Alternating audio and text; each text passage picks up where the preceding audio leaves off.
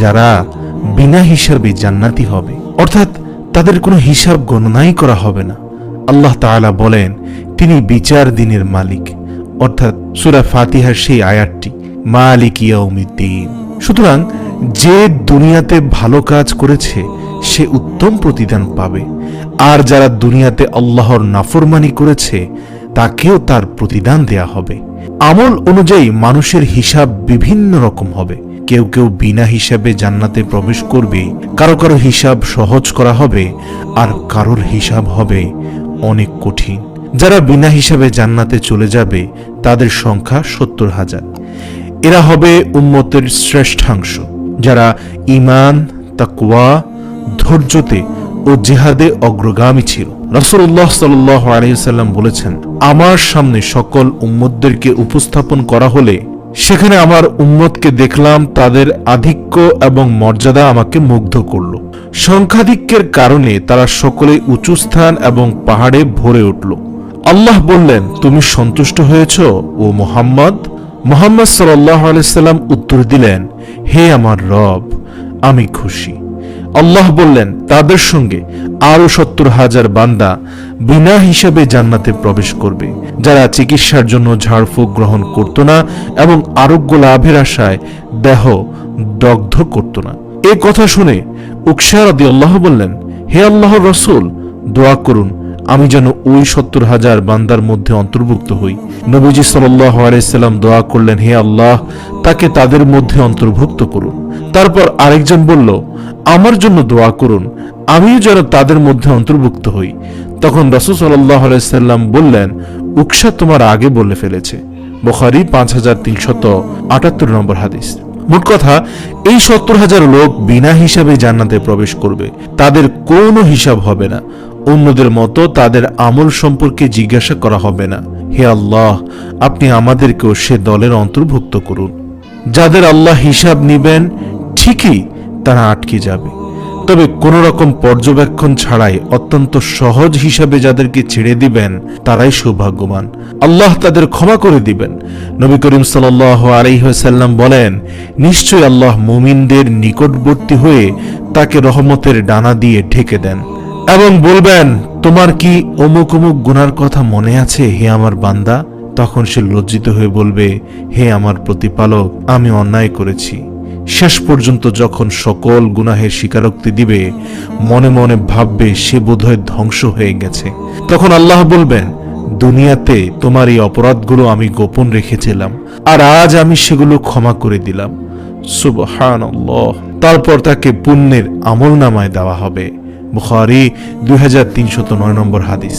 এই জন্য উচিত আমাদের বেশি করে দোয়া করা। আয়েশা রাদিয়াল্লাহু বলেন, আমি নবী করিম সাল্লাল্লাহু আলাইহি ওয়াসাল্লামকে কোন সালাতের মধ্যে এই দোয়া পড়তে শুনেছি, হে আল্লাহ, আমার হিসাব সহজ করে নিও। সালাত থেকে ফেরার পর জিজ্ঞেস করলাম, হে আল্লাহর নবী, সহজ হিসাব কি? উত্তরে বললেন, আমলনামার দিকে তাকিয়ে ছেড়ে দেয়া। মুসনাদে আহমদ 24,215 নম্বর হাদিস। কারো কারো হিসাব অত্যন্ত কঠিন করা হবে, অপরাধের কারণে লাঞ্ছিত করা হবে, সকল কাজ সম্পর্কে জিজ্ঞাসা করা হবে। কেন তুমি সালাতে অবহেলা করতে? কিভাবে যাকাত আদায় করতে? পিতামাতার অবাধ্য হয়েছিলে কেন? বান্দার হক নষ্ট করেছিলে কেন? এসব প্রশ্ন যাদেরকে করা হবে তাদের শাস্তির সম্মুখীন করা হবে। নবী করিম সাল্লাল্লাহু আলাইহি ওয়াসাল্লাম বলেন, কিয়ামতের দিন যাকেই হিসাবের সম্মুখীন করা হবে তাকেই শাস্তি দেয়া হবে। এই কথা শুনে আয়েশা রাদিয়াল্লাহু বললেন, ও আল্লাহর রাসূল, আল্লাহ কি বলেননি যাকে তার আমলনামার ডান হাতে দেয়া হবে তার হিসাব নিকাশ সহজ হয়ে যাবে? উত্তরে নবীজি বললেন, ডান হাতে আমল দেওয়ার বিষয়টি তো কেবল হিসাব প্রকাশ করার একটি মাধ্যম, কিন্তু যার কৃতকর্ম গণনা করা হবে তাকে তো তার কৃতকর্মের দাড়ি পাল্লার উঁচু নিচু অবস্থান অনুযায়ী শাস্তি দেয়া হবে। বুখারী 103 নম্বর হাদিস। অতিরিক্ত গুনাহ করা, বড়ত্ব মহত্ব দেখানো, গুনাহের কিছু স্থায়ী অভ্যেস, নিয়তে গরমিল, এই সকল কারণে অনেকেরই হিসাব দীর্ঘ ও কঠিন করা হবে। আবু হুরায়রা রাদিয়াল্লাহু বলেন, আমি রাসূলুল্লাহ সাল্লাল্লাহু আলাইহি ওয়াসাল্লামকে বলতে শুনেছি, কিয়ামতের দিন যার বিচার সর্বপ্রথম করা হবে সে হলো শহীদ। তাকে আনা হবে, তারপর তাকে আল্লাহর নিয়ামত রাজি জানানো হবে, সে তা স্বীকার করবে। আল্লাহ বলবেন এত সব নিয়ামত করে তুমি কি আমল করেছো? সে বলবে আমি আপনার জন্য যুদ্ধ করে শহীদ হয়েছি। আল্লাহ বলবেন তুমি মিথ্যা বলেছ, বরং তুমি যুদ্ধ করতে যেন তোমাকে সাহসী বীর বলা হয়, আর সেটা দুনিয়াতেই তোমাকে বলা হয়ে গেছে। তারপর তার ব্যাপারে নির্দেশ দেওয়া হবে, তাকে তার চেহারার উপর ভর করে টেনে হিচড়ে জাহান্নামে নিক্ষেপ করা হবে। তারপর আরো এক ব্যক্তিকে যে ইলম শিখিয়েছে, শিক্ষা দিয়েছে ও কোরআন তেলাওয়াত করেছে তাকে আনা হবে। তারপর তাকে আল্লাহর নিয়ামত রাজি জানানো হবে, সে তা স্বীকার করবে। আল্লাহ বলবেন এত সব নিয়ামত পেয়ে তুমি কি আমল করেছো? সে বলবে আমি শিখেছি, শিক্ষা দিয়েছি ও আপনার জন্য কোরআন তেলাওয়াত করেছি। আল্লাহ বলবেন তুমি মিথ্যা বলছো, তুমি এজন্য শিখেছো যেন তোমাকে আলিম বলা হয়, কোরআন পড়েছো যেন তোমাকে কারি বলা হয়, আর দুনিয়াতে তোমাকে সেটা বলা হয়ে গেছে। তারপর তার ব্যাপারে নির্দেশ দেওয়া হবে, তাকে চেহারার উপর ভর করে টেনে হিঁচড়ে জাহান্নামে নিক্ষেপ করা হবে।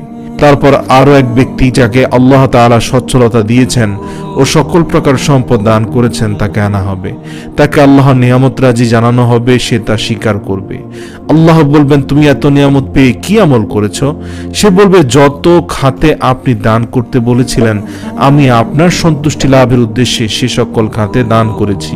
আল্লাহ বলবেন তুমি মিথ্যা বলেছ, বরং তুমি এজন্য দান করতে যে মানুষ যেন তোমাকে দানবীর বলে। দুনিয়াতে তো তোমাকে দানবীর বলা হয়েছে, এখন তোমার কৃতকর্মের সাজা স্বরূপ জাহান্নামে চলে যাও। তাকেও তার চেহারার উপর ভর করে টেনে হিঁচড়ে জাহান্নামে নিক্ষেপ করা হবে। হাদিসে কুদসিতে রয়েছে, এই হাদিসের ব্যাখ্যা আপনার আমার চেয়ে ভালো বুঝবেন।